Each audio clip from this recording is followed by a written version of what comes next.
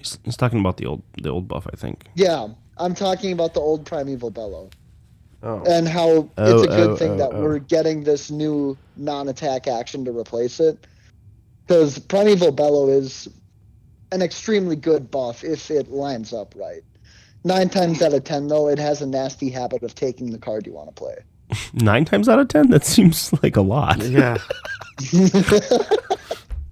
You played a lot of Rhino. Look, Damn. Look, man, I'm just doing some statistical analysis for how these cards get played.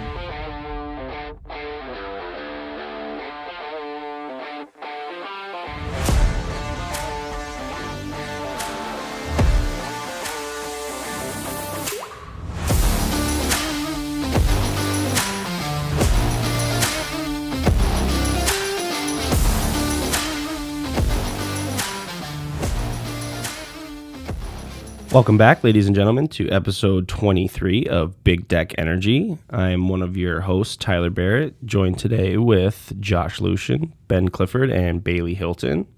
Today, we're going to go over our Weeks in Fab, of course, our Armory update. We got some new spoilers this week, so that'll be some fun talking points. And then with that spoiler, we have all 6 heroes. Yes. Now revealed for heavy hitters. So we're going to maybe go through and talk about the most heavy heavy hitters. So why don't we start it off? Cliff, we like to start with you sometimes for our Weeks in Fab. Did you get to play in the Armory this week?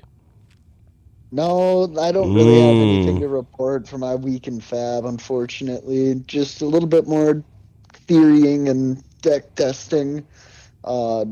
On that note, though, I did get all my cold foil hyperdrivers in, so I'll be CCing Max when I get a chance. Nice. Oh, yeah, But heck yeah. other than that, I really don't have a whole lot to go on. Although one is my box of goodies getting up here, Ty. Well, so Bailey was supposed to be in studio today, and I was supposed to give it to Bailey, and actually your new mic. For the listeners, we will be getting Cliff a new mic. Yep. You can just leave him with Josh. Yeah, if you want to just swoop by before you head up there, Bailey, I can... well, you'd actually have to like stop by my house, or we'd have to meet up later because I didn't bring the cards here. Actually, that was my fuck up. Oh, So, But yeah, other than that, I really don't have much. I know where you live. Other than being a shiny goblin and calling me about all my shit. he does like his cold foil. doesn't he? I'm kidding. Other than that, I'm kidding. Cliff sends me a text and he goes, "All right, I give up on the cold foil daggers. How about the promo regicide?" I'm like, "You bastard." You It's a bastard. good looking card. It is. I will say it's one of the best oh, ones. I suppose I will go into that a bit. So, I was never very big on regicide. The specialization has historically not been very usable or viable. But with heavy hitters coming out, we're seeing a lot more stuff centered around gold tokens. I think I predict that more people are going to be running the crown to make their hero royal. So I predict that there will be a spot in sideboards for regicide. Mm-hmm. The only problem I see with Speculation? go ahead, Bailey. Sorry. Oh, no. I was just commenting on Ben's speculation about Crown of Dominion being used a little bit more. Mm-hmm. No, I think he's pretty spot on with that. I think so too. It's just tough because pre-sideboard. I feel like some people just won't do it. I mean, Dromai.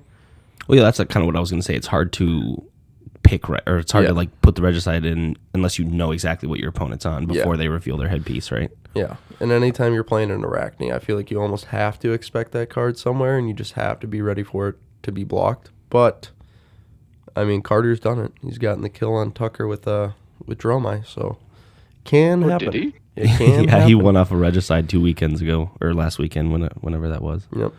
Oh, no way. I don't know how I missed that. Pretty wild. I mean, his banish zone was pretty stacked full from his burn the malls as well. So regicide basically locked his whole hand from blocking. Yeah, dude, it was pretty wild, and he had no armor block at that point, of course. But yeah, Bailey, how about you go next? We all three got to make it to our armory, so that was good. Always love it when we can all make it. We played CC this weekend. It was fantastic. I lived up to my namesake this weekend. Bailey went hit the him with opposite of the that, fluke. Solid O2 drop. I told you last weekend was a fluke, Josh. I told you. Well, I was hoping the fluke was the O2, but No, dude. I just suck. I just suck. No. Most of it was just down to me having to go to work like right after that. But I played round 1 into I can't remember who I played round 1. You were on Vincent, correct? I was on Vincent, yes. did you play Sean? Run one? Oh, I played Sean round 1. Duh. No, we actually had a really good game of Vincent into Riptide, and That seems very interesting. We were down to 1-1 at the end, and he ended up getting the trap kill on me. Yeah, as Riptide does. Which, yeah, I mean, I should have seen it coming. I missed a pretty key trigger on one of my Deathly Whales, and I think it was Deathly Whale.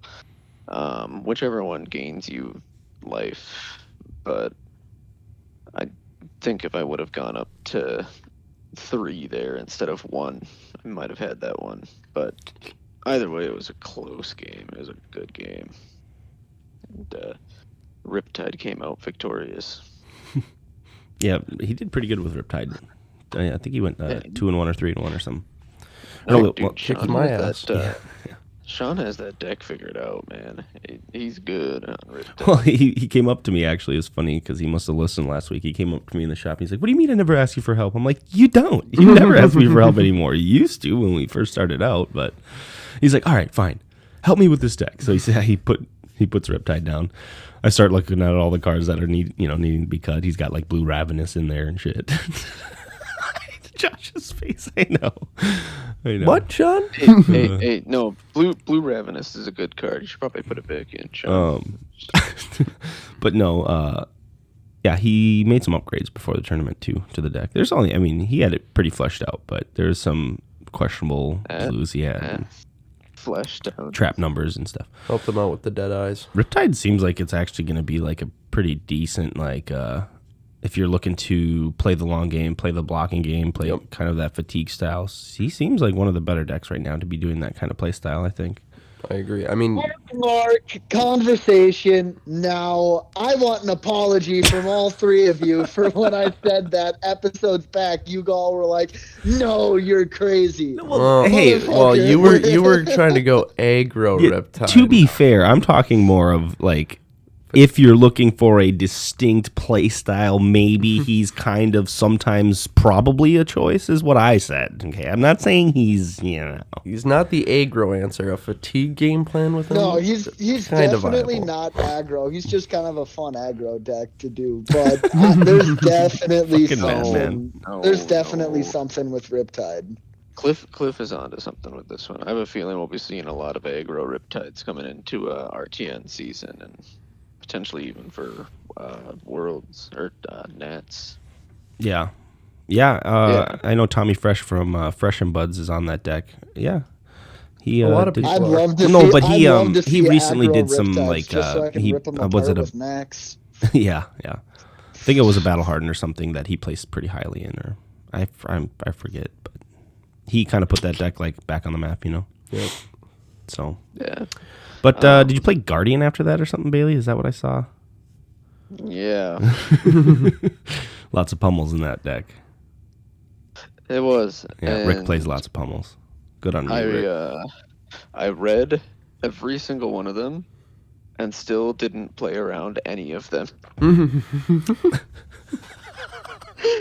I forgot. I'm not gonna lie. I forgot how much I had to block the first time one hit, and I let 2 sneak through because I didn't overblock enough, and then was like, oh well, I won't let that happen again, and then I let it happen again.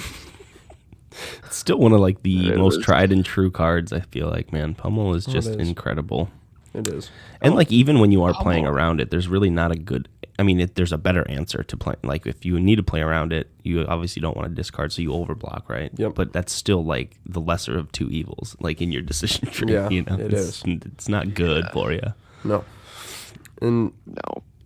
I mean, just playing around a Always pummel is good. playing around a pummel is always just like, if you have a gas hand, you don't want to block, but then you have to try to figure out what to play with and what you're discarding. Mm-hmm. Or is it really worth just dumping your whole hand that turn?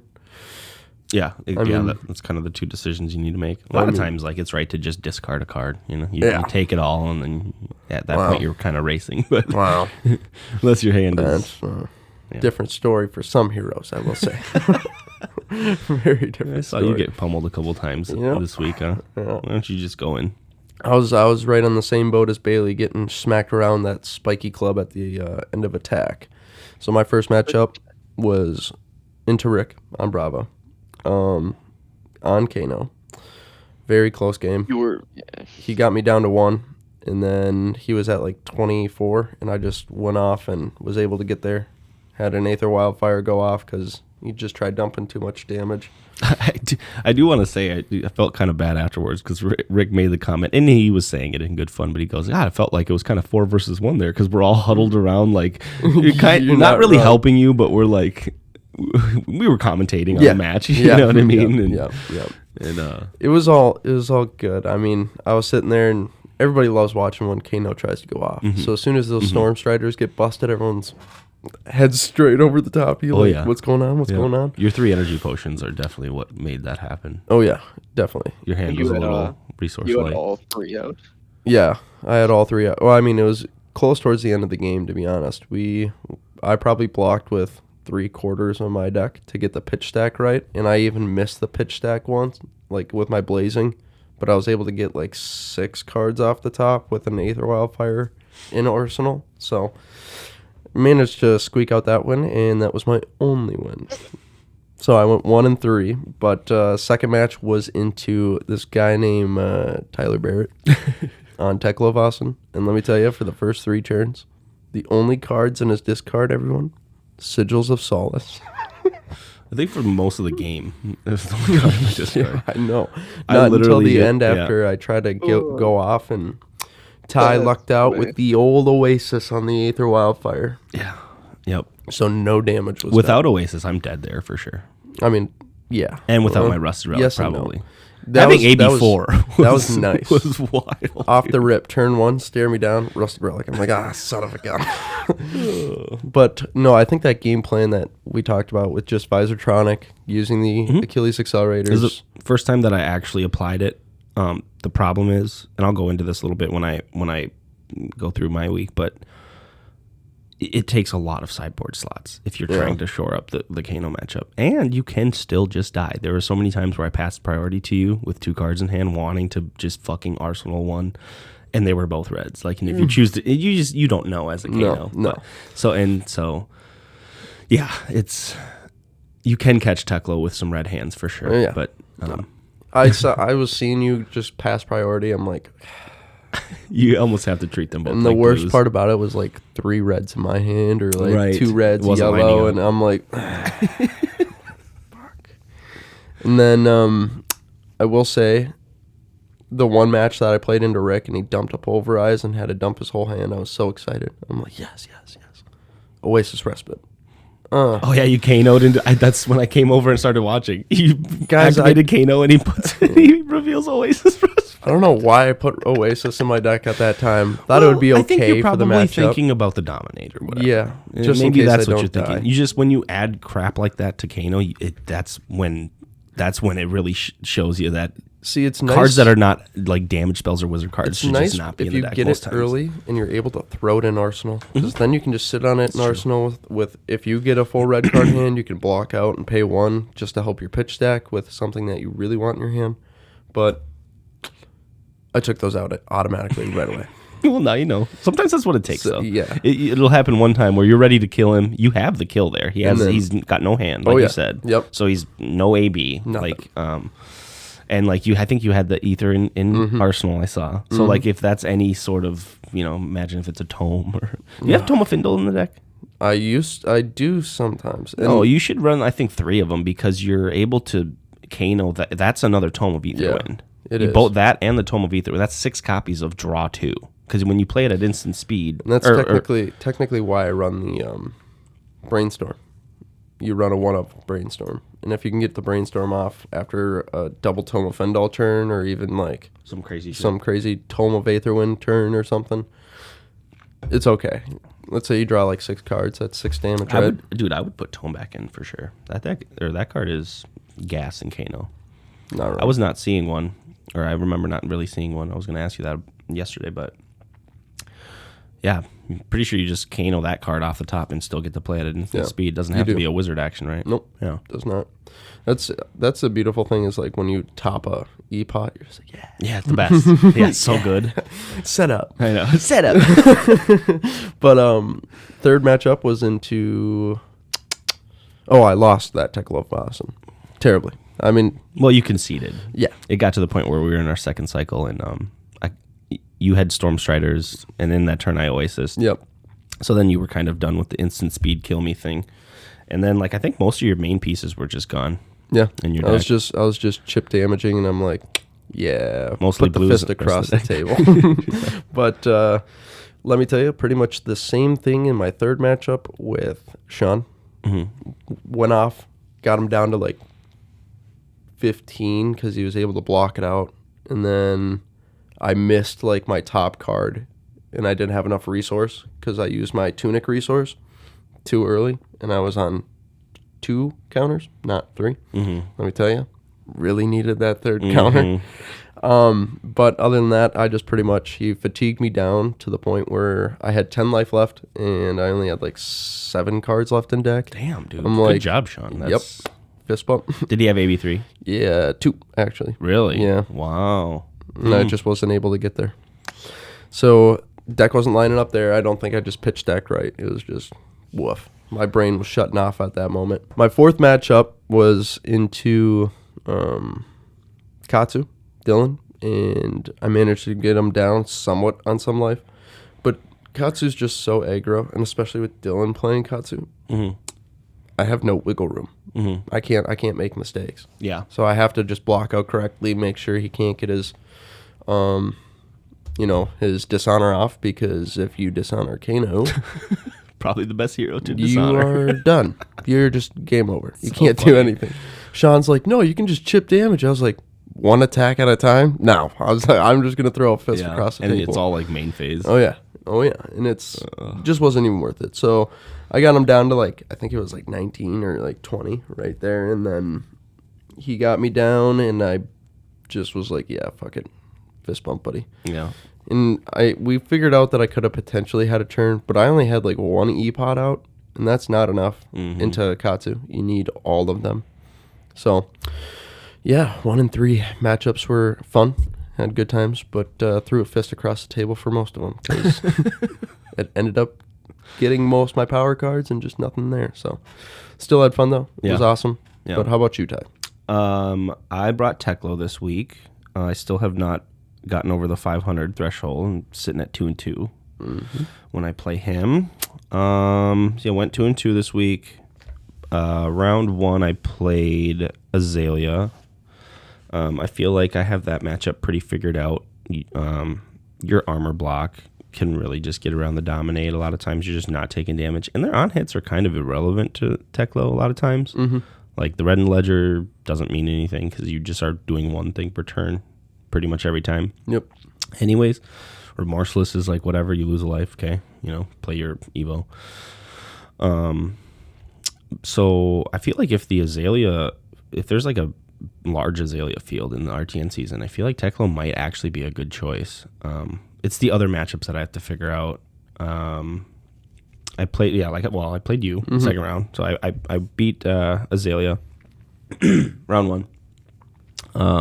Didn't even need to transform, by the way, which was cool. All my tanks were turned on towards the end, and I pitch stacked all of them pretty well, where I wasn't using them at the beginning of the game, waiting for that 4 Evos to hit that 9 overpower. And at that point, they're all like the on hits where I'm destroying Azalea's arsenal, making her discard a card. They're all pretty good. Yep. And at that point, it's just block your arrow pretty much fully, and then 9 overpower. Block your arrow fully, 9 overpower, because that's kind of the way the deck works after you get the 4 evos out there. And but played Kano, played you second round. First time that we actually I tried the plan that Josh and I kind of came up with the AB. You start with AB3, you put the Visiertronic in there for the headpiece, and the Achilles Accelerator for the boots, and I also have 3 Rusted Relics in my sideboard. Yeah. I'm going to explain this card a little bit. I know it's kind of weird. First of all, it's a blue, so I can bring it in against Kano while I'm cutting cards like Singularity, which I can't play. And then even like my red Evo heads, they just become unplayable, and my boots as well. Yep. The blue boots and the blue head are fine because they're blues. Yeah. But so I get to bring it in against Kano. I also can play them against Kano, which is good. But the real reason they're in there is for like the Rune Blades. I know Bailey plays Vincent, so I don't want to like get rid of my Evo plan against like a Vincent or a deck that maybe deals some arcane, like a you said Prism. I should have brought them in against Prism for sure. 100%. Dromai, even with Burn Them All, it can be relevant as Volai. Yep. Like the card can, when you like are a fatigue deck and you need some AB and it's just a free blue, it doesn't block, obviously. It sucks, but I do have it in the sideboard for some different matchups.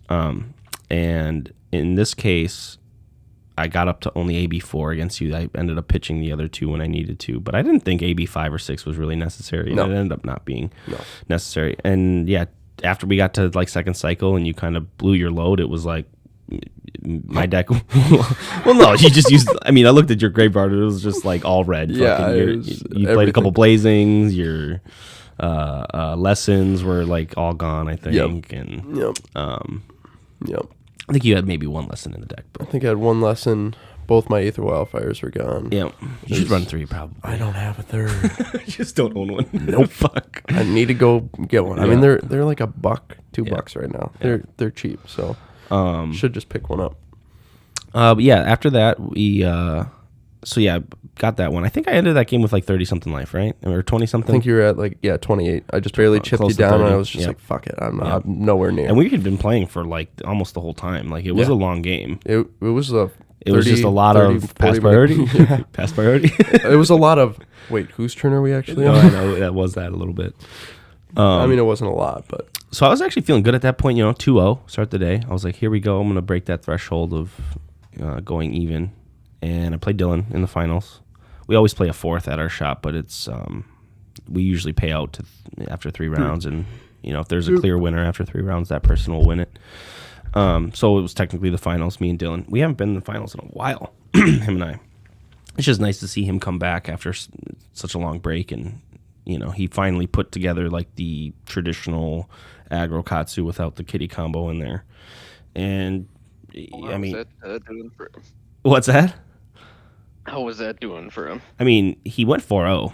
He did. So, and I was trying to kind of tell him like without, it's hard to tell people about deck choices when they love a deck. He loves Katsu, he loves his kitty cat combo and stuff. But he had said he wanted to treat RTN season a little bit more serious and really try to qualify this time. And if he's trying to qualify and he's going to play Katsu, I just wanted him to try just that traditional, go back to your roots, play these freaking crazy lines.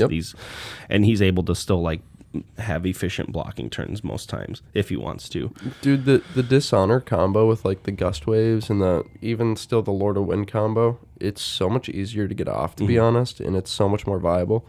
And I built the deck too, and after watching Dylan play it, it almost like incentivized me to like re-go through my deck and make sure I have everything right. But I almost think Dylan's running the same list I am that I have for mine. And I think Katsu's probably just a really good viable plan for RTN season even. Yeah, our game was pretty close. It felt like I was ahead. For sure I got all 4 Evos down. And then I really didn't have I played 2 tanks back to back, both hit. They had some disruption, and I don't think he blocked either one. So I mean, I was really like far ahead. And then just like for 4 or 5 turns straight, I didn't draw a single tank. So, and at that point, like I probably kind of like game 1 with Azalea, I probably don't even need to transform into Teklo or Meklo or whatever the fuck his name is. And just like tank my opponent down, because those 9 overpower every turn that's real. Yeah. I mean, it's just nice to, if you save that Singularity towards the end, that's just an extra 6 life for you, which is, I think, a way better game plan than doing it's something it like sooner. 20 life. Yeah, Because it blocks for you're 6, right. then blocks for 5, then 4, then 3, then 21, technically, Yeah. I think it is. But you're right. But I think if you save that game plan towards the end of your game, that's always try to. Yeah, you can't do it too early because then you're left with like no ammo because you have to banish 2 cards from underneath him when you attack. Yep. So if you haven't played multiple evils over the game, you are left with like 4 attacks or something if you like happen to transform him right off the bat. Yeah. Is it nice with Fabricate being able to just So throw I do it want to under? mention there's something I learned with Fabricate this week actually. A lot of times when your Evo Steel Souls are on 2 counters, you can't really block with them that last 1 defense because they have temper. So if you were to block with them when they're sitting on 2 counters, combat chain closes, it sees that they're at 0 defense, they get destroyed. And I don't have any of the other prototypes on the sideboard to bring other bases back. Yep. So if one of my pieces get destroyed, that's it. So you kind of can't block with them if they have 2. But if you play a Fabricate and you pump their defense to +1, they all have 4 defense now. And that's until end of turn. So if you play Fabricate, you got a bunch of 2 counters on your blue Evos. You block with them for that 2 now. They'll have an extra 2 defense. Combat chain closes. It still sees it's at 4. So it'll get the counter, have 3 counters, see it's at 4. It's not technically at 0, and then the temper doesn't trigger. And then at the end of the turn, you lose that 4th defense, but then at that point, nothing has changed. You get to keep the Steel Souls. So Fabricate is actually so valuable. That card has a ton of value on it. And I was actually quite silly to not play it at first, to be honest with you. It's a really good. Well, after I like learned that you were like, and like realized it, I was brainer. like, well, this is just like a block 6 sometimes. Yep. And then also like kind of like you draw a card, but also get a card into your hand for next turn. So you're like kind of drawing 2 cards. I mean, you're netting 0 because you are discarding or you're banishing and drawing. So you like don't actually draw a card that turn, but you're like setting up your next turn with an extra card in it. So yeah, Fabricate is wild. That card is like so good. I've been super impressed with it as of late. It's nice that it's instant too, so you can do it whenever, however, and even just giving other stuff ammo, as in you know your Mechlovas. Yeah, like there are times where like you won't be able to banish an Evo with it or something where you just don't have one in hand or something, and even then you can kind of still like use it to pump your Evos and put it under an Evo or something to gas up Mechlo later, which is fine. It can kind of act like a 0 for 4. Like a lot of I run 3 sinks, 3 fates. Fabricate sometimes the math just ends up being like a sink below kind of. Yep. But yeah, in that game, so just going back to congrats to Dylan for sure for winning. Yep. It's been a while since he won an armory and he's back at it with his old tricks. So that's good to see. The old Katsu tricks. Yeah. After that, I played Zach. He was on Prism, and he played the Iris Aura plan. And man, that seems like a miserable matchup for me. I spent like the first half of the game trying to catch up and kill auras, and I finally like killed his auras. And then he started to like arcane me down with this angel, and then mercifuls. The Ravages, right? Yeah. Yep. And didn't have rusted relics. Not thinking about arcane in that one. Merciful though, like, I mean, you get a couple pings off of merciful, so I don't know if I would bring a rusted relic in. If I would have brought it in against him, I think it would have helped for sure because he did a lot of arcane damage to me that game. But that seems like a very back against the wall matchup for Teklo. Oh yeah. I'm hoping we don't see a lot of prisms in our TN season because I'm kind of leaning if a lot of people are on Azalea, I don't really necessarily enjoy that mirror match, and if I have a good Azalea plan with Teklo, I feel like I might just fucking bring Teklo for our TN season. You got to remember there is the new Luminaris coming out, so Prism could come out of the wet work. Well, but if you're playing that card, you're not doing the aura plan, and if it's an aggressive Prism, I think I actually beat that deck because I have a ton of poppers with Remembrance to bring the poppers back. I mean, they still. I mean, you could still run. You can't do the aura plan because you need Iris. You need because what Zach was doing was like he'd have just a grip of blues and he'd have a ton of auras, spectrals, whatever, and he'd go 4 go again, 4 go again, 4 go again. Yeah. So like all of his auras are actually taking cards from my deck instead of like actual cards being destroyed or traded for. You're right. So I mean, he had a fucking half of a deck when I had like no cards in my deck at the end of that game, because of the way his attacks are working with being able to attack with something on board. Mm-hmm. But yeah, went 2-2, lost that game. Sad day because I was feeling good. Teklo, I've been having so much fun with Teklo. Realizing I can play the young professor too now in Blitz is that'll be insane. Might try that out next weekend. Yes, it's supposed to be Blitz. Yeah, we are playing Blitz next weekend. Yep, for our armory. It's unfortunate, but I won't be there for that one. Yeah, I know. Everyone kind of loves Blitz at our shop. It's just a nice break from. Yeah, 100%. You just also get to like play crazy shit and see weird shit, and no one's bringing like crazy good CC tried and true meta decks. You know what I mean? Yep. It's just Blitz is. You got crackheads out there running Moon's Wish, Sun's Kiss. I mean, it's a lawless land out there. We do have those crackheads out there. We yes. do. Yeah.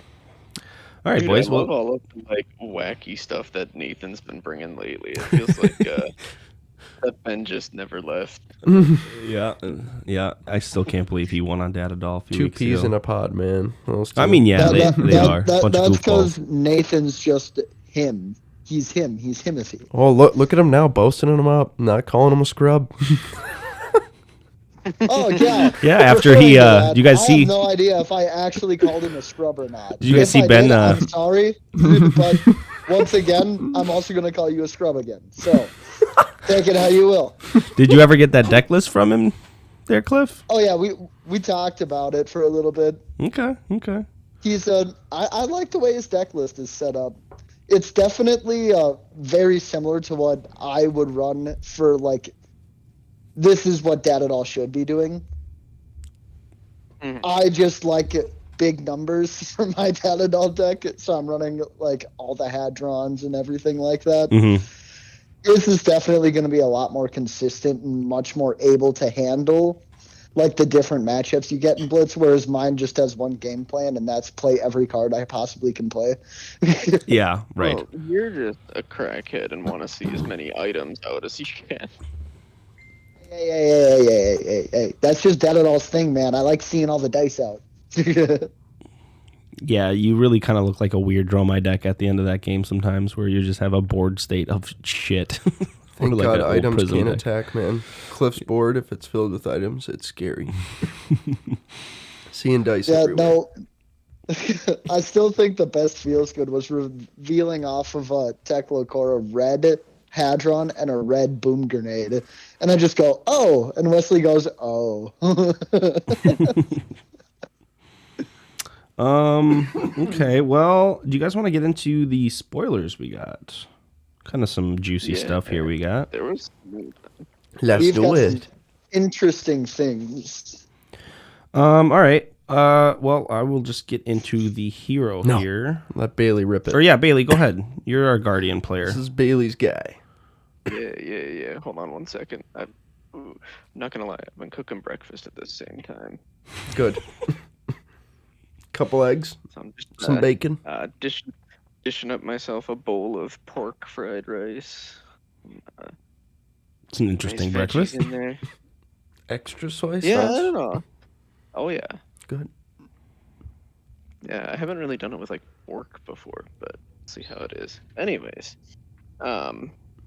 yeah. So our new guardian hero is Victor Goldmane, high and mighty, and high and mighty indeed. He seems like he's gonna be very interesting. I think he'll be good. So the first time each turn you create a gold token from an effect you control, draw a card. Those are my favorite 3 words to see on any sort of card, but especially Indeed. heroes. And the first time each turn you would fail to win a clash. Instead, you may destroy a gold you control. If you do, put one of the revealed cards on the bottom of its owner's deck, then clash again. What's your initial thoughts on the card, Bailey? I'll let you go first.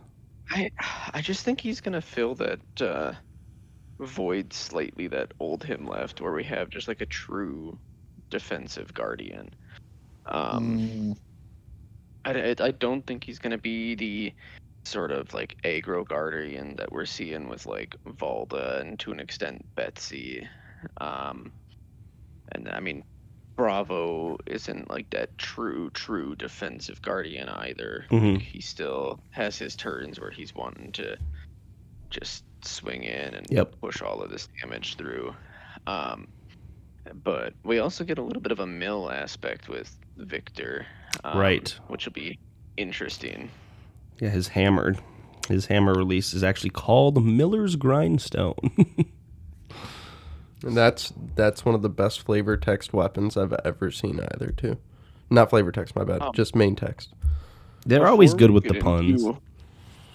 Before we get into reading the hammer, did anyone else notice how the hammer is kind of styled like the rampart of the ram's head? Yep, I caught that. Because it's got that golden face on the side of the hammer. It does. Yep. Are they meant to be? Or is that his shield, rampart? I think so. Well, gold mane would like signify a lion, and the rampart is a ram's head. So it doesn't look like he's wearing the rampart on his back in the picture. Well, I think the hammer is a lion, and I think the shield is a ram. That's the difference. You are right. But you are right. They do look very like similar for sure, and I think you probably like use that card, right? Yeah, you're gonna use the shield as Victor. Bailey, you have a cold foil shield, don't you? I do. Well, there you go. Get yourself a cold foil Miller's Grindstone. So I've already been building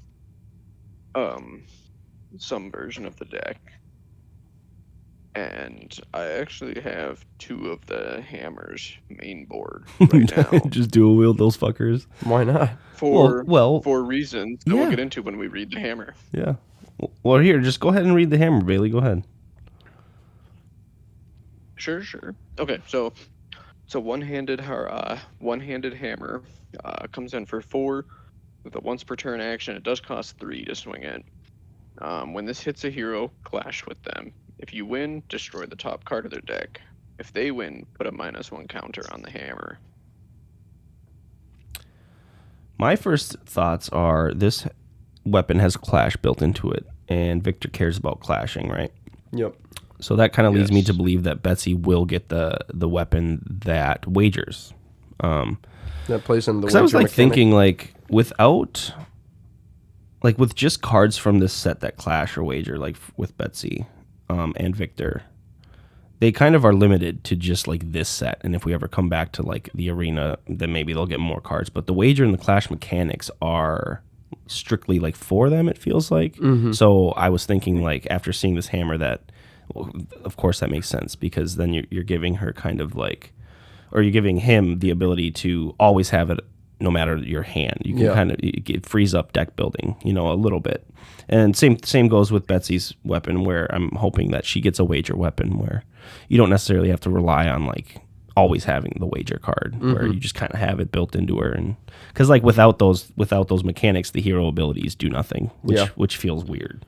Yeah. But yeah, I think this card is going to be fucking good, man.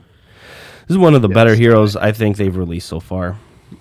I would have to agree. I think just the fact that a Guardian now gets to kind of work into the mill mechanic is absolutely amazing. It makes sense. And we've only seen one other weapon in the set so far, which is the Centauri Saber, which is a common or token. Because Zach confirmed that, or told us that he knew that we're getting token weapons, right? Well, he said the Miller's was a rare. Are we going to get majestic weapons? I don't Or know. do you think it's going to be like a Dust Till Dawn situation where we only get up to rare? It's a good question. Legendary weapons. They haven't done that yet. I'd It'd be wild. waiting for the day that happens, low key. That'd be wild.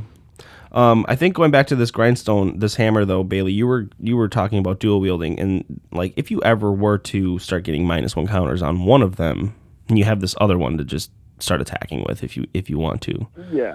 Right? That's kind of the idea. It's kind of like just an insurance Mhm. policy. Yep. I have Rampart in the sideboard Mm-hmm. still to bring in for like those actual like true defensive matchups. Yeah. But I think between the D-reacts and the armor blocks that Guardians can bring to the table, it kind of just frees you up to run 2 hammers just so that you can keep up with that game plan. Because, I mean, even getting 1 counter on it is kind of a feels bad. Right? Oh, yeah. Because you go from a break point for attack where they're having to commit multiple cards to it to all of a sudden all they need to do is 1 card from hand and hope you don't have like a pummel or something. Mm-hmm. Yeah. Which are not always the easiest, but they can be fairly easy to read. I mean, he's swinging a vanilla hammer and holding up 2 cards in hand. I wonder what that could be. Yeah. No, you're right. I think creating a gold token to draw a card, or like the first time you create one and drawing a card, seems kind of busted. So like if there's effects that like have you create a gold and then like you lose your action or something for it, and then you like draw a card, it's kind of like a ponder almost, or it acts like a, you know, giving you that arsenal sometimes. And then like what if there's like ways to play like defensively where maybe you're trying to play the Rampart, like you said, Bailey, and you have to pitch on your opponent's turn like an Oldham did. If there's defense reactions or defensive capabilities where you're blocking while creating a gold token on their turn, and then you're replacing that card in hand, you know, like that. He seems like he can just, if they don't be careful with the gold production and stuff, he seems like he's going to be very strong. Yeah, and I mean, there's what is the card that's coming out in this set? Boast. That that was the new one we just got, I think, too. Yep. Is that the one where if you don't control a gold token, you create one? Mm-mm. No. Let's no, go no. over his specialization before we read Boast, because Boast is just an all guardian. Well, we were just talking about we were talking about blocks. No, So no, that's I what know. I was- No, I know. Well, just go ahead. Just talk about Boast then. So, there's the card Boast, Bailey. That's a Guardian block 3, blue, pitch, and it's this gets plus X defense when defending, where X is twice the number of clashes you have won this turn.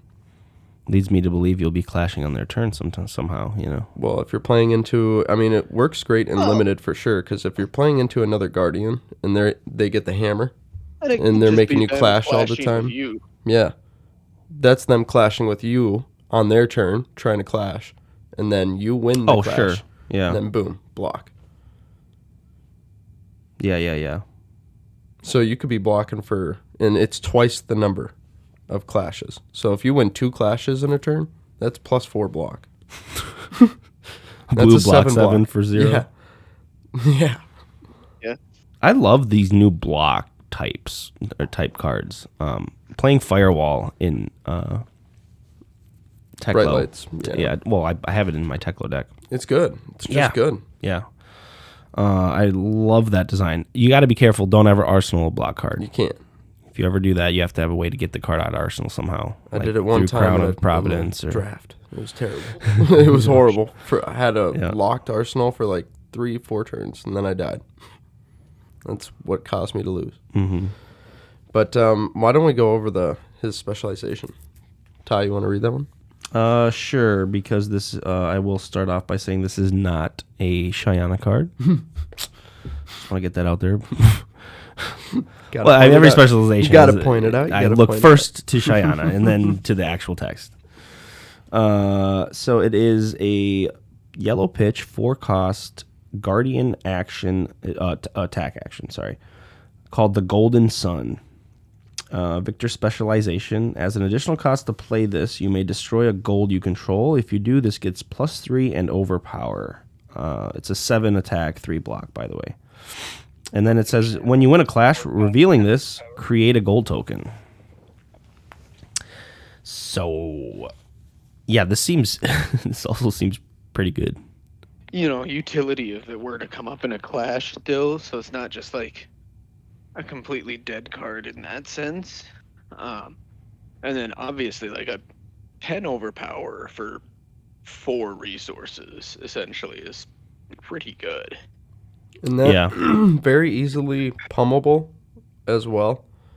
Yep, being the forecast with the 2 blues. With 2 blues. Mm-hmm. So it could be in hand very easily to pull this off. I mean, even if you're, depending on if we get a new chest, I mean, if you're utilizing your seismics on turns, and this should be very easy to take advantage of. And the fact that you just get to play into the clash mechanic more. Sorry, that's all I was going to say, Bailey. No, you're good. No, I'm hoping that we finally see either some like legendary gloves or boots. For Guardian? Yeah. Yeah. That's all we have is a legendary chess piece. That's all we get. Oh, I'm sure that you guys will definitely get a legendary piece. Yeah, for sure. Don't get me wrong. Like, Crater Fists are good.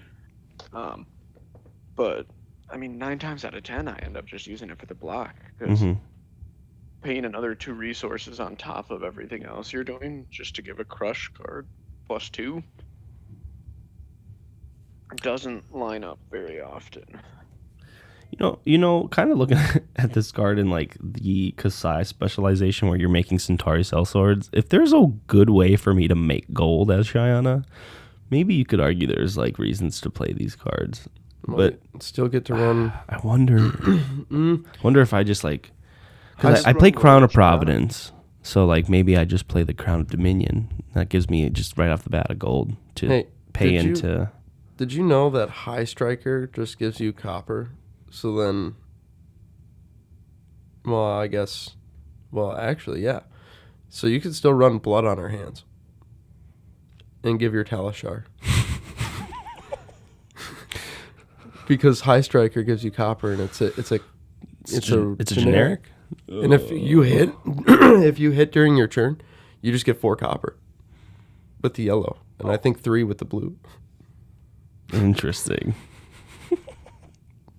You got me thinking now, Josh. You could build a Shyana like Kasai. Oh, it makes me like go with raise an army because of the also starting stake. If you control no gold token, create a gold token.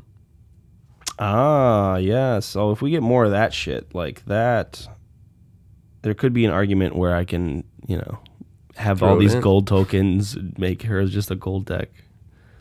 Oh, that would be fucking hilarious. I mean, hey, it's worth a shot. Still a pummel deck, right? But yeah, it's worth a shot. Ty's working on that gold digger Shyana now. I'm scrolling past Show No Mercy. I did want to touch on that.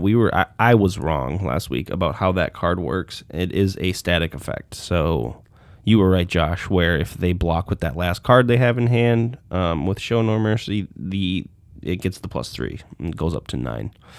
That's what I thought. It's so. Oh yeah, Cliff, you wanted to hear about that before we were recording. Yeah, I wanted to save it. So this card is just even better than we thought, or than you thought, Cliff. That puts it up a rung or two, but I still think the MVP for Rhinar coming into heavy hitters is going to be now we have the other one that does vigor instead of might, I think. Here, let me get on February here and give some names rather than just talk out my ass here. I will say I was playing some Rhinar. I played a couple Rhinars this week, and it was like the open format thing on Talishar where they're using all of these new cards, right? And I was on Teklo, and the games were not close. I was getting smashed by Rhinars. Oh, that's the card I wanted to talk about, actually. So the one that I'm just going to go ahead, Ty, just to get going with it, it's the Mighty Windup. And it's like the agile windup, it has an instant to discard it to create an agility token, but instead it's a might token this time. So now we have two different cards that the reds are 7 and the yellow is 6. That Reiner can just go, hey, instant speed, I'm going to discard this to create a might. You have to, I'm intimidating you off of that as well. Yeah. Yeah, I got. So I think that's a really good. I forget really good what card. my opponent was using, but he was using one of the instant discard cards in his deck, and it just felt like I was so behind in those games. I only played a handful of them. I've been playing a lot of Talishar this week though. Just trying to like flesh out these 2 decks I'm working on, but it felt bad. Like new Rhinar it just was traditional claws, blood rushes, and then all these like new beat chest mechanic and just too much damage for me to even do anything about, man. Like even if you have your 4-card hand and you want to block with all 4, they're just dealing more than like 12, like every turn. Way more. Give us more generic power. Not talented heroes. Bring back some of these heroes. And I'm glad that you're saying this because now Rhinar is actually, I feel like, going to be a force to be reckoned with, especially with Scowling Fleshbag. Yeah. I think that's one of the better cards in Dust Till Dawn. And they'll probably get a chest. Is that Dust Till Dawn? Yes. Okay. Yes. We were kind of like low on Rhinar being revealed. What does it say about Dusk Till Dawn that the cards that we talk about as the power cards are all like expansion slot cards? Well, I mean, that's kind of what expansion slot cards should be. And Dusk Till Dawn was, you are talking about the power level, right? Of like these heroes compared to Dusk Till Dawn? Oh, yeah. Okay, yeah. Well, I think just they needed to because even the Bright Lights meta, the only force that came was Dash for a little bit. Hey, Teklo's coming. Then she fell off. Teklo could be coming back since Icelander's gone out of the meta. That really hindered him. That was one of his worst matchups for sure.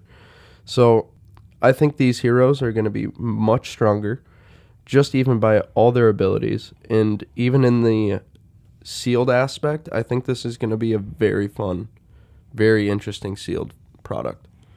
Like all the limited formats. Yes, the limited, all the draft sealed events are going to be super I can't wait. fun. We have a pre-release coming up in a few weeks. Yeah. Yeah.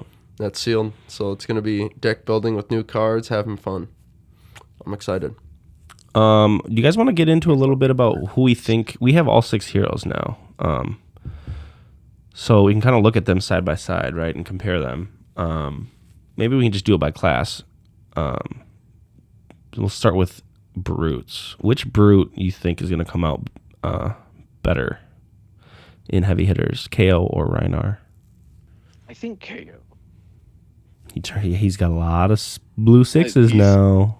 He seems like the consistent choice. A lot of good stuff going on that brutes want to do. Mm-hmm. I just think even having the +1 in anywhere in your deck is his own. So just giving +1 to anything that you do for a wager or anything.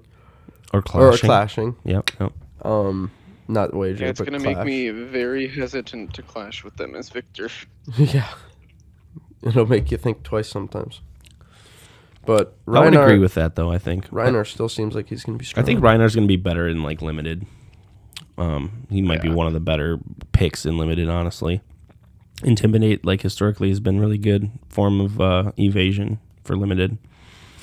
And, yeah, I think KO is probably going to be more consistent than Reiner, but I don't know. Not sure if he's going to be better. We'll see. I know that's not, like, a very good take. Let's have opinions. And then I'm like, I don't know.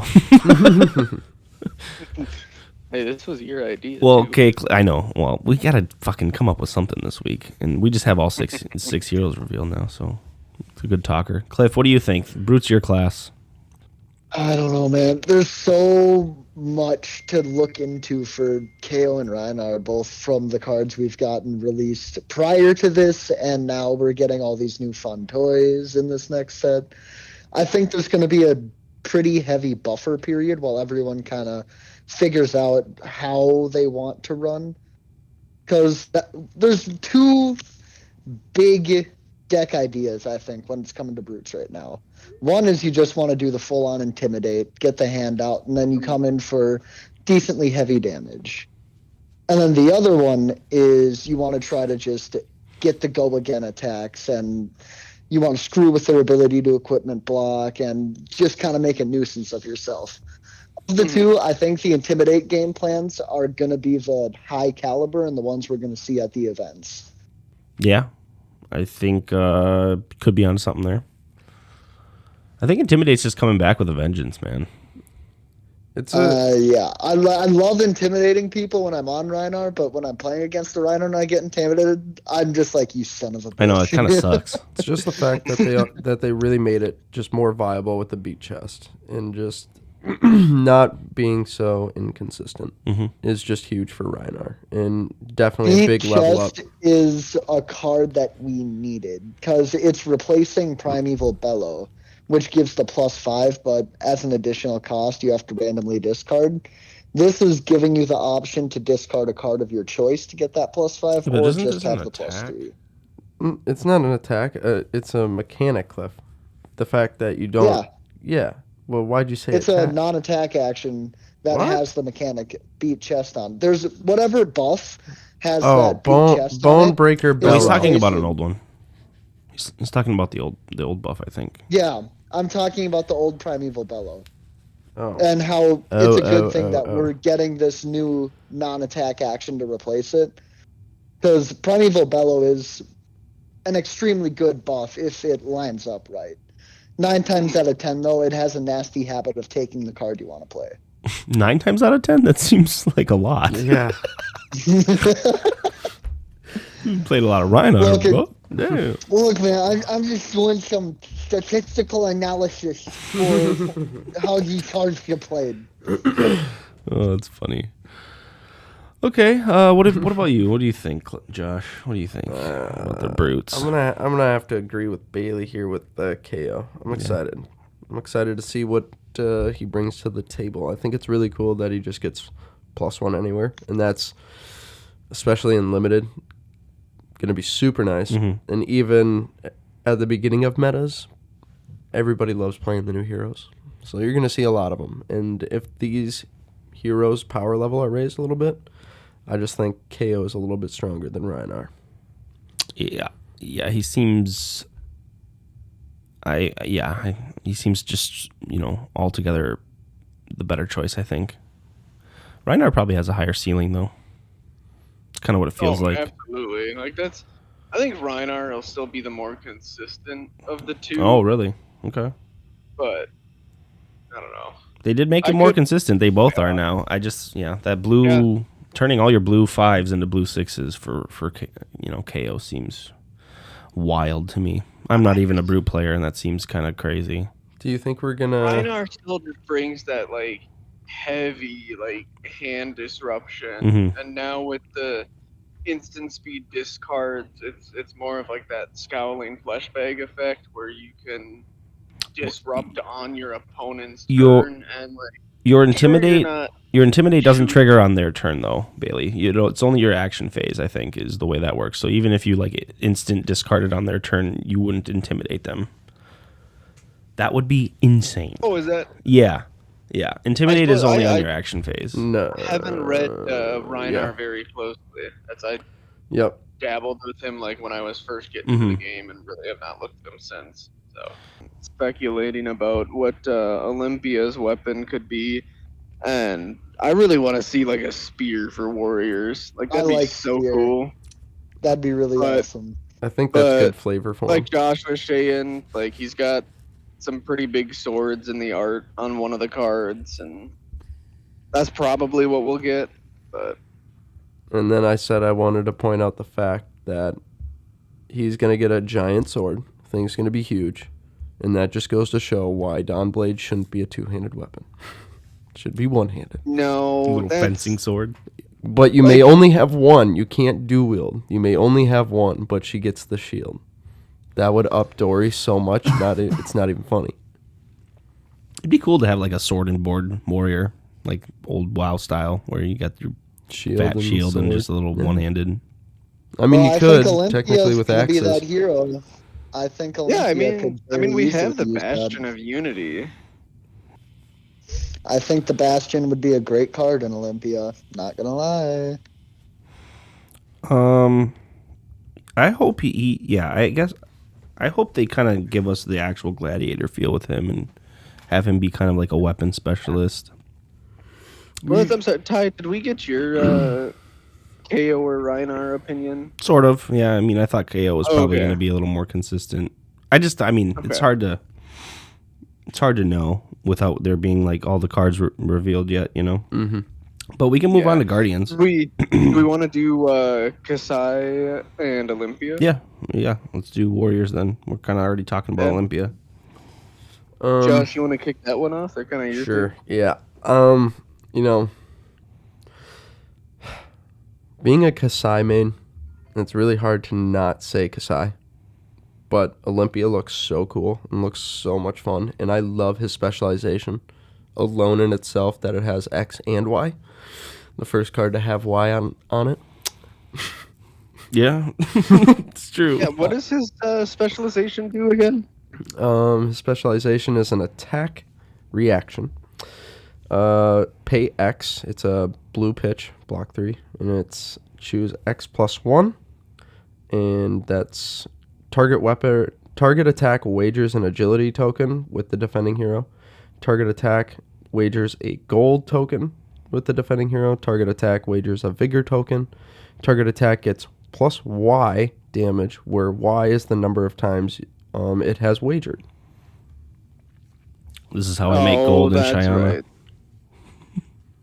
So you pay a blue into it, and you get all of that if you hit. And it gets plus hopefully- 4. Yeah. It's That'll a plus be 4, interesting. which is insane. This is how I make gold in Cheyenne. Because if you wager beforehand before you attack, and then you use this. No, you just do this in the reaction step. Well, yeah, I know, but The wager is just like the hitting, attack right? target attack gets plus Y, where Y is the number of times it's wagered. It's not a wager in itself. Yeah. No, it's not. Well, you wager 3 times with Yeah, this, so, so it only gets a plus 3 plus 3. actually, not 4. You know, But if you I if see, you I see. wager on the attack beforehand, you know, Mm. then you can get the do plus they 4. do they get the agility gold and whatever if it's blocked out? Then if they Yes. like sink below Yep. it afterwards, Yep. oh, Yep. hence the actual meaning of wager. Yep. Well, I mean, you think about it too. If he's really working into a true warrior with like a weapon and everything, you got the cards like Iron Song Determination. Then give a weapon plus 1 and dominate. So, I mean, you throw that, and then if they don't have the sink below an arsenal, you can work it out if you catch them without an arsenal. You know, I think I'm still gonna play this in Cheyenne, to be honest. it just seems good because it's an attack too. It's not Yeah, you can specified target a weapon anything. or Yep. The problem is it's like gonna be hard to play it. There'll be hands though with her. Not to go on a fucking tangent again, but you draw up off a tome with a go again, and you have a bunch of bullshit. You can't really use your full hands. Yep. And with this, Well, sorry, I just went on a tangent comparing them, but I'm going to go with Kasai. So that's my pick for the stronger warrior. How about you fellas? What do you guys think? I think Olympia has like the most generic feeling right now, and we just need to wait to see with him. I'm hoping he's good. I love his aesthetic. I mean, Kasai is clearly going to be better right now, I think, though. Mm-hmm. We already know how good she was in Blitz. Almost said is, but was in Blitz. And the fact that she still gets blood on her hands and everything. Oh, yeah. Yep. Imagine that in a CC game when, like, you have 1,000,000 copper. A full grip.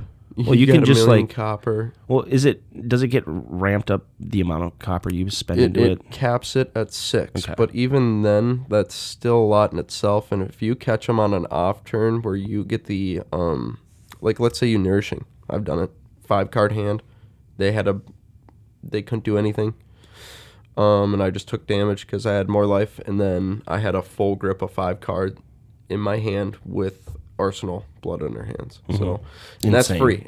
free, So you have a full grip, ready to go, and you're just dumping out like 20 damage with just swords in a turn. Yeah. It's beautiful. It's wonderful. Oath of Steel is an absolute house of a card with blood on her hands. Because it's every time you swing a weapon, it gets +1. Oh, the counter for the turn, and then Yes. you just lose them? Yeah. Yes. And blood on her hands gives you go again for the whole turn. The entire turn. So if you have a twinning blade, you get to swing it 3 times. It's pretty wild. Yeah. Pretty wild. What, So, you get them up to like 5 usually or whatever? Yeah, 5 or 6, Yeah. typically, most of the time. Pretty wild. But, the fact that she also gets to create allies, too. She really feels like the go nuts warrior, you know. It's a Dual combo, wield, I feel like. dual wield, fucking slash and dash. I feel just like it's a combo goes wild deck in a almost. fight. Wouldn't like you think? yeah, well, yeah. Combo wombo? I think so. Not so much as like Bolton, maybe No, like that weird combo with Lumina true. that relies on just a couple Yeah, cards. no, I think Bolton will remain the king of combo warriors. You don't play combo Bolton, do you, Bailey? Yeah, I do. Oh, you do. Yeah. I thought you were gonna bring that this Yeah. weekend. You can't. Why? Centauri Sabers are technically gone right now. Not in CC. Yeah, you, they're just not in. you can play them in CC. Huh? Well, Well, no, you can play them. They're not banned. they're Kasai- Kasai's, Yeah, Kasai went out in Blitz. She's not a CC hero. I guess. Yeah. I thought they were just gone. No, that's Fucking only idiot. Blitz. Bailey. Oh my god! I've been trying to make it work with Raiden somehow. No, this you can entire play. time. You can play Sabers. They're not banned in CC. Jesus Christ! Oh, that is the best. Well, you can catch us every week here at I Big Deck feel Energy. Very stupid right now. coming in with a hot deck list. At least I wasn't the one playing the deck, but that's just what I thought. That they're just got because No, it's her bro. signature weapon. Yeah, but she's not. There's not a Kasai hero in CC, so therefore it can't be banned without the banning of that hero. You Like- sure? 100% Bolton plays Centauri Sabers. Yes, I just played No, it. Ty's right. I just played against one like last weekend or something, and he actually killed my Teklo with the stupid combo, the Lumina and fucking Go Boomina, all that bullshit. Oh. Yeah, bro. No, the combo is great. The signature Combo's weapon, the only thing that means is when the hero gets banned, the weapon just goes with it. That's it. And because Kasai's just not a CC hero, like it's just stays. there. Now, Yeah. when the adult Kasai will get, LL'd, they'll go with her, and Well, then that makes sense. Bolton will be sad. Well, so you said Kasai. Yeah, for sure. Yeah. Bailey, did you say who you thought? Oh, absolutely. Because I understand that I'm coming from a very biased place, also being in the same position that you're in, Josh. But I think it's got to be Kasai. Yeah. She's just so strong. And you and I have both played her for quite some time too, so we both know the power Yeah. level of her. And I mean, it's not the same Kasai No. that we're used to. So No, I mean you're not generating Who- that copper on your turn, but you do get to try to get the gold tokens with her once per Yeah. turn action. So yeah. So they we'll have see plenty how of that goes. yeah, they have plenty of cards But- to utilize copper. I think we're okay. I don't think she's gonna. I still be hope we slowed get down. like a currency card that lets you ATM. pay them in and exchange them for higher bills. Come on, Rudy. If that's the last one No you're giving way. us, come on, give No us the way. ATM. No, we're gonna get one more piece from him. He said. Well, Cliff, did you give your warrior? Not yet, but I'm pretty much on the same boat as you guys. Just reading the cards and knowing how Kasai likes to operate. I think the new Kasai has definitely got a leg up on Olympia. Olympia, like his design is so cool and everything, but his hero ability just seems so weak compared to everyone else in this set. Yeah, not a lot there. Not a lot of meat on the bone. Mm-mm. I think it needs No. some build around. We just got to see more cards. See if he gets any. I would love to try out a warrior and have it the first time I do it be him. Like that's such like a.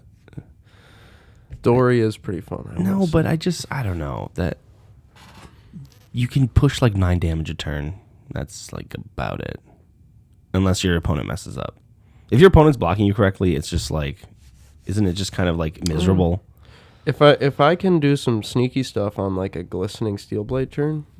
And get my weapon up to 3 Iron counters Song, and glistening. Yeah, and get it up to 3 I suppose, yeah, in one turn. Sometimes they just. That's 6, and then it's buffed up to 15. You act like glistening isn't Dory a card. is just. I never like sit down against Dory and I'm like worried about it. You know, I don't feel like. I fucking hate True. Dory. True. I do my best. Well, you're to talking block, about in and Blitz then though, they right, just- Cliff? Because in Blitz it's a different animal. In Blitz, I actually am scared of Dory. In Blitz, she's really No, good. I'm surprised you don't play like more Dory in Blitz. CC either. I don't like Dory and CC either. I just do not like Dory. Most times you just I ignore sit there everything and I she try does to and you block just and, win. They'll naked Dom You see, Blade, I- you just no block, all their I replies is did turned that off. at our last PTQ. I did that. And then the guy had a Dom Blade that had 8 counters on it. And I'm like, well, I'm fucked. Holy shit. Back-to-back glistening turns. Yeah, you have 'Cause to. And it's nice if He you. got the first one, and I'm like, okay, I'm set to throw like 35. Like, all he has to do is have a kind of a whiff turn, and then he drops the second glistening, and I'm like, well, that's all she wrote. Imagine if they could actually like utilize hand disruption. If they could actually get like discard a card if it hits or something. Then how scary would it be? No, that's no. Yeah, I don't know if you can give her like crazy on hits like that. Why not? You can. I don't know. You can. Her shtick is the reaction phase. You never know if you're gonna get hit or not or whatever with her. Like, Yes, you can whereas give other her heroes if like this hits a discard. Ranger, all on hits. Everything's face up on hits. Yeah. There's not much reaction going on. I mean, most of her actual on hits are face up. Yeah, I suppose. But I'm saying like the on hits are never like disruption, right? They're like card advantage for you most times, or you're pumping your blade. You're not like disrupting their hand or affecting their next turn much. There's only one. That's route, and that's affecting blocking. And that's it. Yeah, but again, that's like not even a non-hit. Exactly. I mean, I'm just if you give her like a discard on hit, and everyone wants a discard on hit, everyone wants that because like they get it. Why it not? happens to them so much. Why not? But I It's don't so know. good. Some heroes can't have it. I don't know if you could give Dory that. Makes sense though. How did we start talking about Dory? What happened? Because we were talking Just about kidding. power level. I do say, I don't know. I don't think Dory will even be like raised up that much with this set.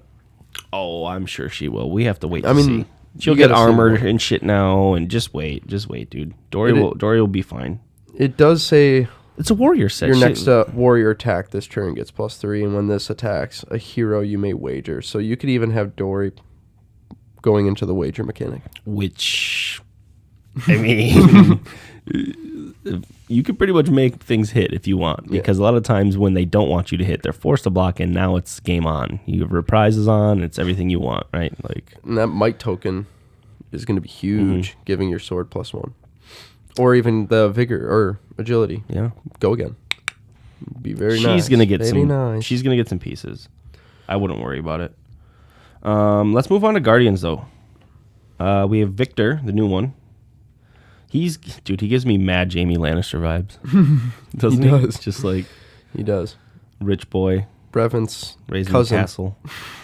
Yeah, no, dude, that's the deck that I'm putting together on Fabra right now. It's just titled Prince Charming. Yeah. I think like in terms of abilities, he's got the best one, or the one that's doing the most, it looks like. I think maybe though, like this Miller's Grindstone will have to be like you have to pick it. It has to be one of the rares in the packs. So I don't know if this is the weapon he gets, right? He'll get a different token weapon, I'm sure, in sealed formats in draft. Yeah. Which makes me think like Betsy's probably better in limited with the overpower. But I think Victor's going to be a house in CC. I really do. I agree. I love that they're giving us heroes all that seem like pushed a little bit in power level, but they did it with like good design, I think.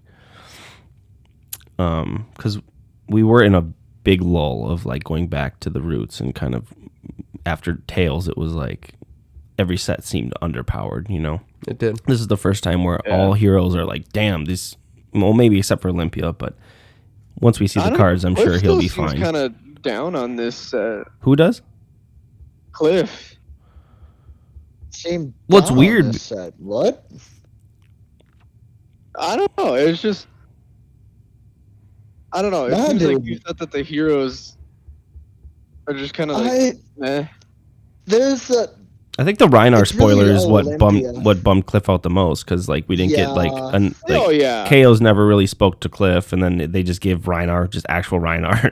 It's like another slap in the face, like Classic Battles was kind of.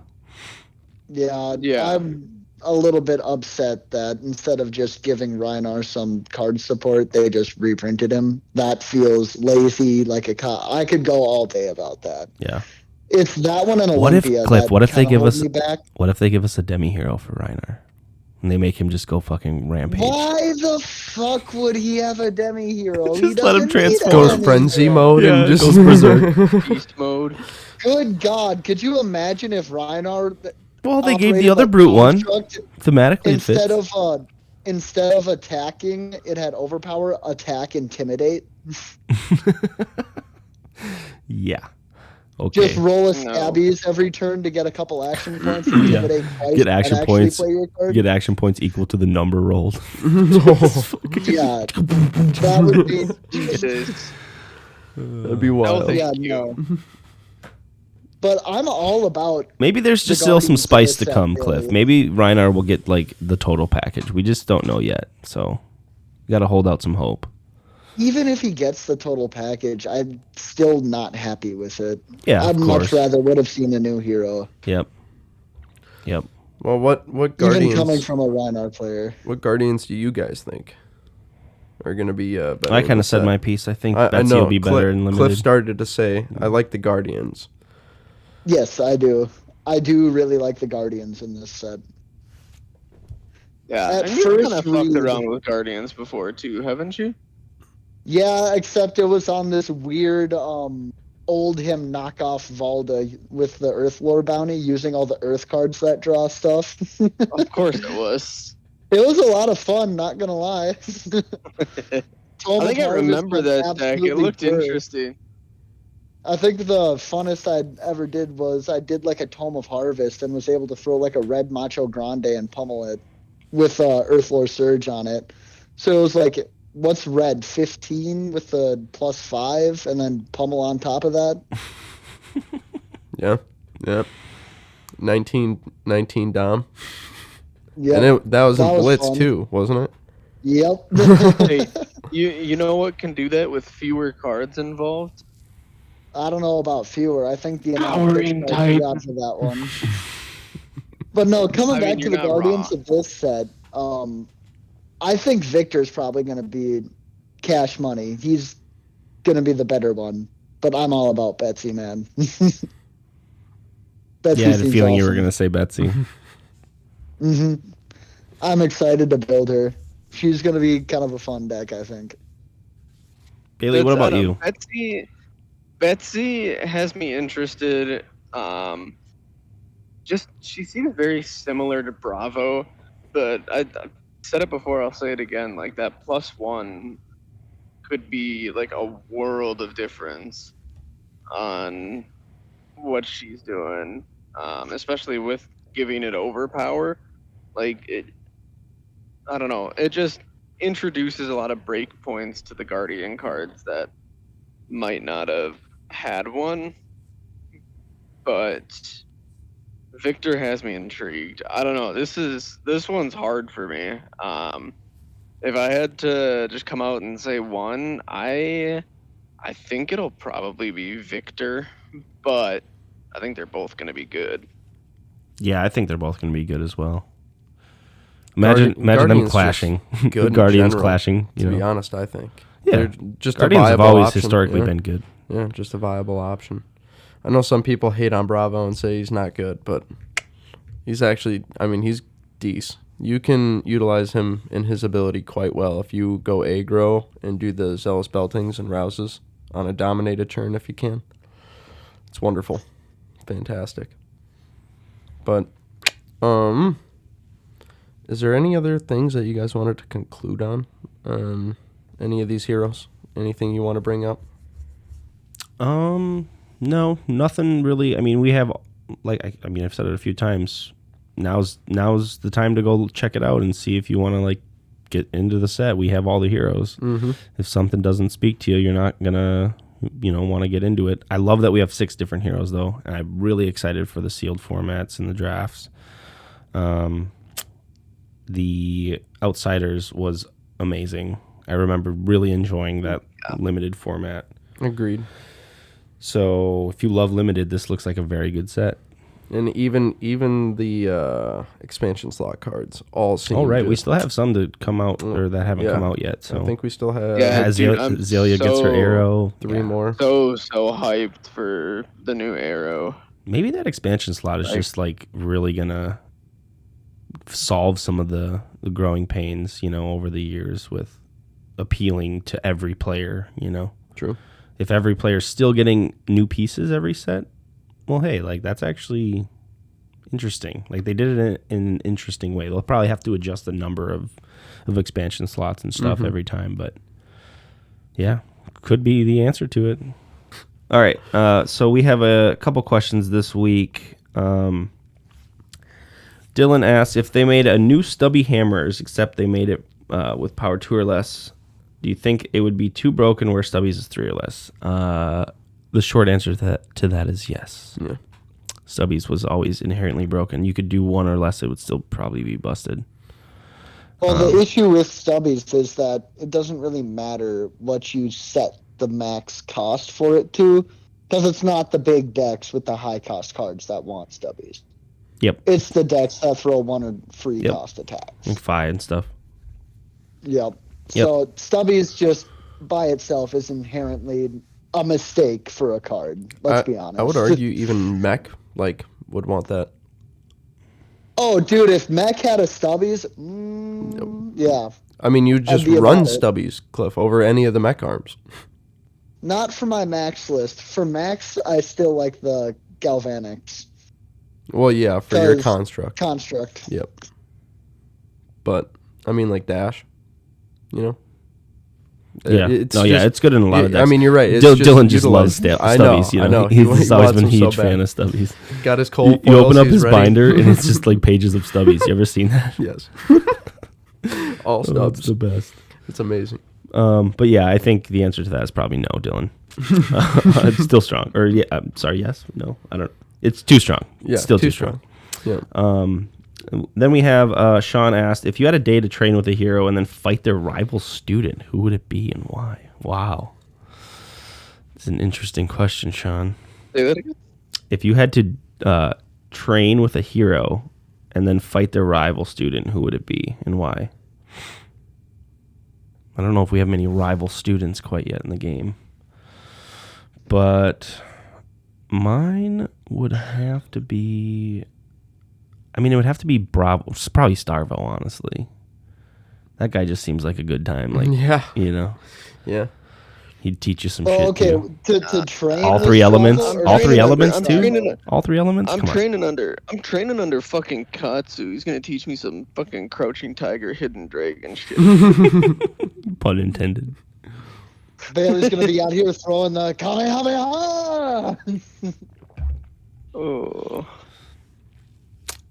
Coming out of nowhere with. Sean made the assumption of for me, Dory. I said, yeah. But honestly, Fi seems kind of dope. Being able to deal with fire and just be a badass ninja. Oh, dude, yeah, no, training under Zuko would be cool as fuck too. You guys see the new show coming out?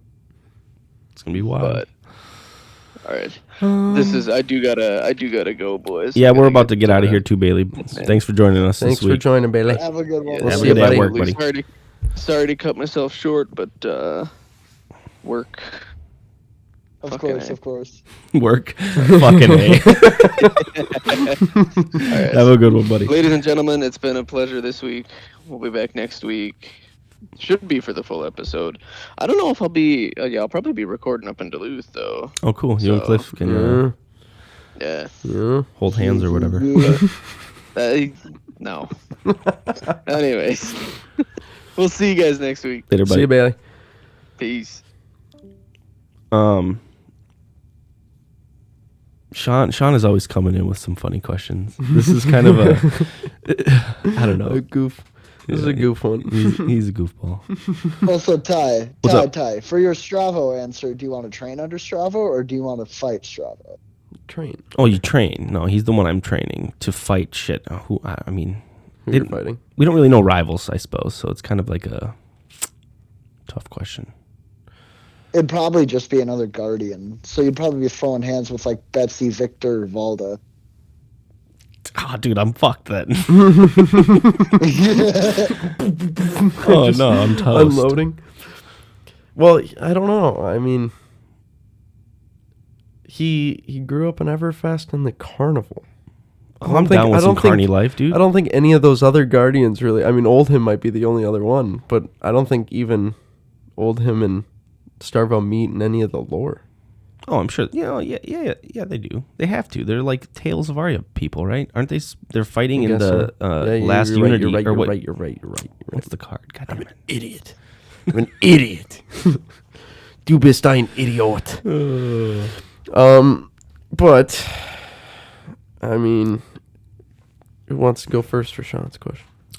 Oh, well, he asked this question. It's silly. It is yeah. What's your favorite Sean moment?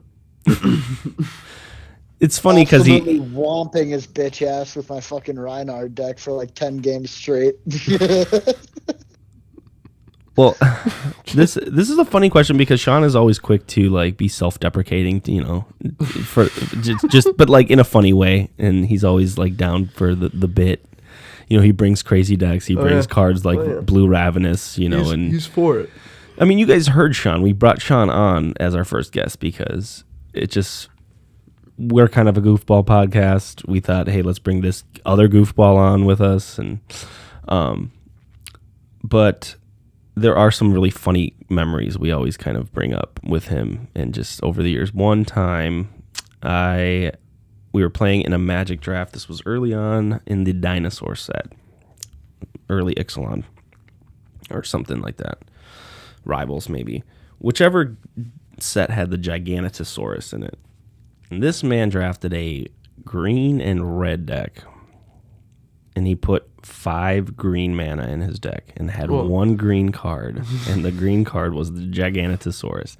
The Gigantatosaurus cost 5 green mana. Not 4 and 4 colorless and 1 green. It was 5 green mana. And he put 5 green mana in his deck. No land grabs, nothing to filter lands or go grab more lands or make lands.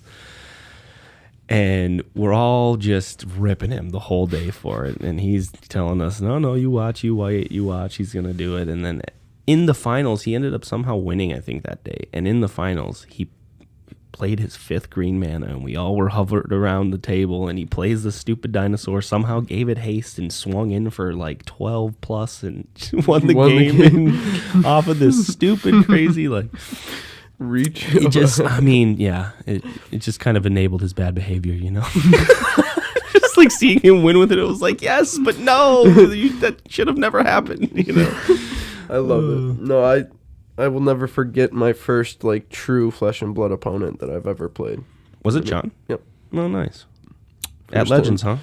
Yeah, I mean, we all kind of built our deck, and that's when And you I guys got. went to high school together, so like it was probably like weird for you to be like, oh my god, like I was Sean Senior, bro, yeah, because he was the underclassman. So I was like his helper. So it was really cool that I got to walk in. And you were playing a game against somebody, and I was just like, yep. I mean, we've gotten over this, but I just looked at Sean, and I was like, you playing? And he's like, yeah, sit down. He just like scoots over a chair, slaps his deck down. He goes, you're fucked. first thing. Very nice, John, to the new players. Well, I know Sean so well, and Right, Sean right. and I fuck with each other all the time. And then the ironic thing about it was I 20 owed him. That sounds about right, honestly. And Sean goes, well, you're good. I was like, Sean will like spike some tournaments and win sometimes, but Yeah. a lot of times he'll just like 1-2, 2-2, 0-3, 0-4, and just still have a great time. Oh, yeah. He's like that type of. Oh, yeah. Cards are kind of secondary. to if Sean. he's not doing well, he will make sure that you're trying to do well. Mm-hmm. I mean, he's always there rooting us on. That's our whole squad. It is really. We do have that everybody's vibe. really good. So I'm glad that we have him in the squad. I will say he is our, what in quotes, the hype man in our group. I would say that's probably correct. Yeah. In all technicality, but was there any other questions, boys? No, I don't think so. I think that was it. Just a couple goofy ones. Any other last conclusions on these cards that were spoiled? I don't think so. I'm excited now. It looks cool. Everything. The Reinhardt thing is whatever. Maybe they give us the demi hero of Clifford. Maybe they give us some more pieces to him that really make. If there's a demi brutes hero excited. for Reinhardt, I'm gonna be very mad at LSS. Oh, you think so? You won't be happy, huh? I won't be happy. There's Oh. one conclusion I wanted to make on all the heroes. What? That Zach confirmed with us yesterday. What's that I completely forgot. All the heroes are going to be Marvel in the set and can be pulled. Oh, right. They have those full art next to the pictures when they. Mm-hmm. Ouch to the wallet there. Not me ripping packs with Wild Abandon to get a Marvel Betsy. I actually kind of like that. If this is the way they start to do the adult heroes and stuff, I like It it. makes it more Putting- accessible to somebody that's a casual player and doesn't go to these big events to get them. And doesn't it's have also to like drop bringing on. the collectability back into it, man. It is. Well, and you like, also, I've got a theory about the Marvel heroes. I've got a theory. what's your theory? And it's because of the black labeled history set that Europe got that they had the cold foil heroes in. Mm-hmm. I'm pretty sure they received a lot of backlash from people stateside and other countries that didn't have the black labels, because everyone's like, "Yo, we want those. Why is Yeah. they're They the are only ones that expensive. get them?" They are expensive. That too. is true. And like the whole idea of locking some of these adult heroes behind the judge packs is kind of weird. Like the Tech Levasan, right? Mhm. He's kind of like your premier guy of that set, sort Been of. set before. Been set before, yeah. So yeah, I don't know. If this is the way they're going to do it moving forward, I would love that. I mean, I'm a set completionist, so it sucks. Like on the one hand, trying to complete a set that has like with Dynasty, like 3 different cold foils. You had the normal, the extended, the Marvel, the Marvel and the cold foil, yeah, and then like the some of the rainbow. legendaries had 3 different versions and stuff, and it was just That's it was too much. crazy That's too to much. try to complete that set. But if this is something that they're going to do normally, I would think it's an amazing idea to have some more just value. I mean, the cards are going to come out and be worth some money for sure. Well, you think about it too. Like, there's nothing really in this set that could be like Marvel. Maybe they're just all the marbles, the That- 6 yeah. marbles, all 6. I could maybe you see imagine, like, potentially a Centauri Sellsword potentially being a Marvel, like an Aether Ashwing Marvel. So that one could be full art cold foils or something. Yeah. So those potentially could be one, but I don't think anything else. But I will say I'm also excited about the like UPF aspect Yeah. of this. Yep. We're going to have to figure out exactly the format that What it was, is. because I would love to do that at the shop. Seems very fun, and then do a draft afterwards for the top, and you just No. I think you just play the deck that you. So like you. 2 pods, right? Yeah, you draft. I think this is draft, right? It's all draft, So right? you draft, and then you do games of 4, and then the winners play 1-on-1 or something. That's right. This is how it That's right. goes. That's right. It'd still be sick. Still be super. Well, cool. no. Well, a lot of times we have 8 to 10, 12 players at our shops, every weekend. So we'll have enough to do the 2 pods. Yeah. Maybe 3 pods even. Yeah. All right. Well, shall we get on out of here, boys? We've been trying to for a while now. The old Minnesotan goodbyes. We're the best at them. But thank you, listeners, for tuning in, listening to episode 23 of BDE. Lot to unload here with some of the spoilers. Next week we'll probably get some more spoilers. It's kind of spoiler season coming up into the new set here of heavy hitters. But thank you as always. Join us in the Discord. The link is in the show notes. And then you can email us at bigdeckenergycast@gmail.com. But as we like to always say, signing off. Peace. See ya. As always, it's a pleasure.